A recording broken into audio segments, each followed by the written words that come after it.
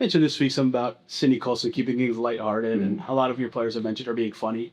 What can that kind of personality do, and how is that leadership style maybe different but still helpful for a team?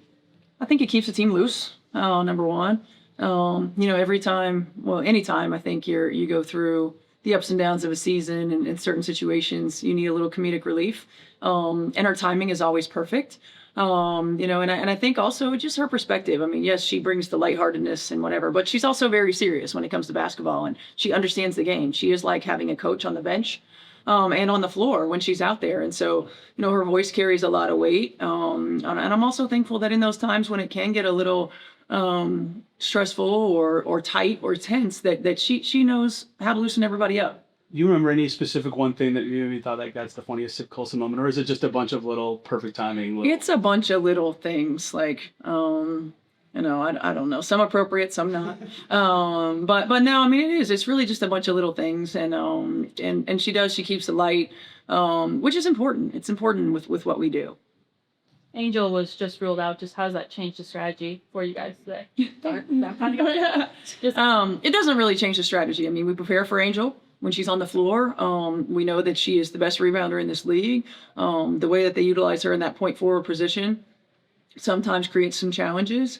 But they also have, capable players with size and rebounding ability off the bench. They don't utilize those players in the same way that they utilize Angel, but nonetheless, they have great size, they're great ability to crash the glass. I mean, they're one of the best rebounding teams in our league, and we've got to do our due diligence and keep them off the glass.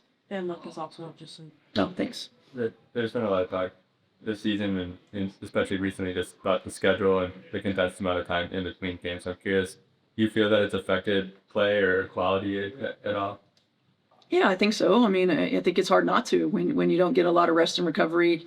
I always think the WNBA season is like this sprint marathon, and you see more injuries when you don't have a chance to recover. But it's not like, individual teams are the only ones that deal with it. This is a league-wide collective issue. So, and I also think, you see the NBA, for example, has a similar cadence, but they've got 30 teams, and they're not quite as much crisscrossing time zones, crisscrossing the country. So it's the challenge of the footprint of our schedule, no doubt. After I feel like Erin McDonald in her last game here was a real breakout game for her this season. What has she meant to your team since? She's been huge for us. She's the Energizer Bunny.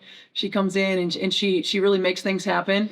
On the offensive end, does a really good job of getting us into offense, creating downhill, different from like when Caitlin's on the floor. We play a little bit differently, pushes tempo, and sets the tone defensively. It's important for us to have somebody that can be that head of the snake that can really just get into offensive players one-on-one.